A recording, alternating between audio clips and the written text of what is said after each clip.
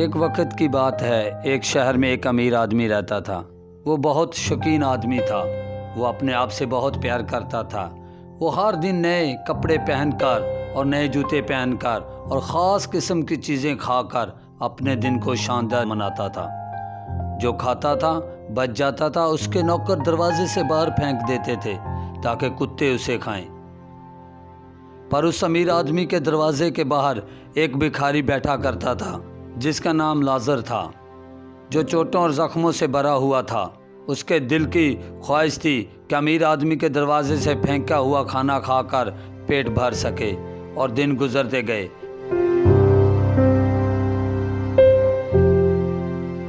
ایک دن ایسا ہوا کہ لازر بھی مر گیا، اور امیر آدمی کی بھی اچانک موت ہو گئی۔ اور امیر آدمی کی جب آنکھ کھلی تو اس نے اپنے آپ کو آگ میں جکڑا ہوا پایا، اور ہر جگہ دھواں اور آگ ہی آگ تھی۔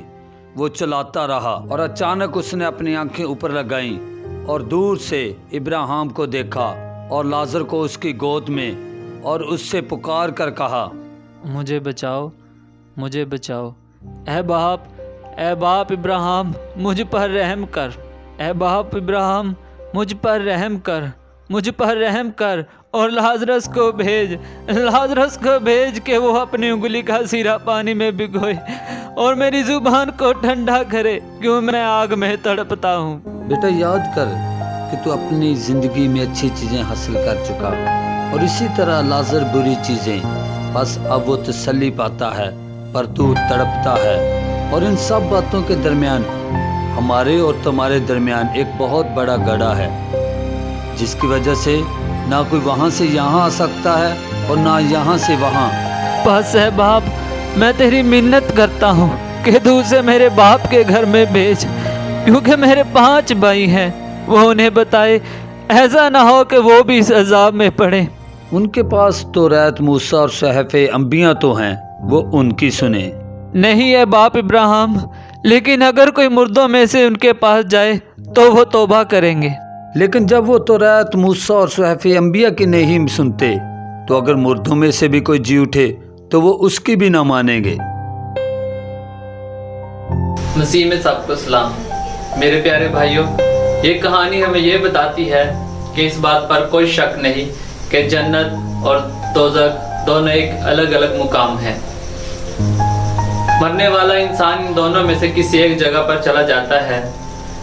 جنت سکون، آرام اور آسائشوں سے بھرپور جگہ ہے، اور دوزخ جو بہت تکلیف اور آگ سے بھری ہوئی جگہ ہے۔ ان دونوں میں ایک ایسی دوری ہے اور ایک بہت بڑا گڑھا ہے جو ہم پار نہیں کر سکتے۔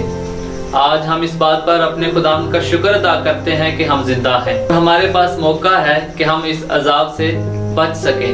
آج بھی خدا یسوع مسیح ہمارے ان سب گناہوں کو معاف کر کے ہم سے ملنا چاہتا ہے۔ ہم اس بات پر غور کریں کہ ہم اپنی ساری زندگی عیش و عشرت میں گزار دیتے ہیں، کہ جیسا کہ انسان اپنی زندگی میں صرف یہ سوچتا ہے کہ پیسہ ہی میرے لیے سب کچھ ہے۔ میرے عزیزو، ہمیں اس بات پر غور کرنے کی ضرورت ہے، جیسے کہ لازرس نے اپنی زندگی میں صرف اس امیر آدمی کے ٹکڑوں پر زندگی گزاری جو وہ اپنے گھر سے باہر پھینک دیتا تھا۔ اور اگر آج ہم دیکھیں، باپ ابراہیم کی گود میں ہے، خداوند ہمیں معاف کرنے کی قدرت رکھتا ہے اور ہم سے ملنا چاہتا ہے۔ اور خداوند یسوع مسیح نے ہمارے گناہوں سے ہم کو بچانے کے لیے اور اس دوزخ کی آگ سے بچانے کے لیے صلیب پر اپنی جان دی۔ اور اگر ہم اس بات پر غور کریں اور اس بات پر یقین کریں تو خداوند نے ہمارے گناہوں کو معاف کیا۔ اس نے ہمارے گناہوں کو معاف کرنے کے لیے کوڑے کھائے اور صلیب پر اپنی جان دی، اپنا خون بہایا۔ اس نے ہمیں اپنے خون سے خریدا تاکہ ہم نجات پائیں۔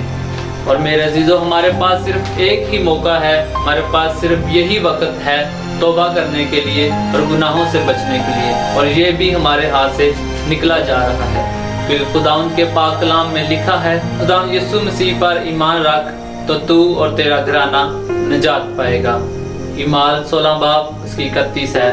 آمین۔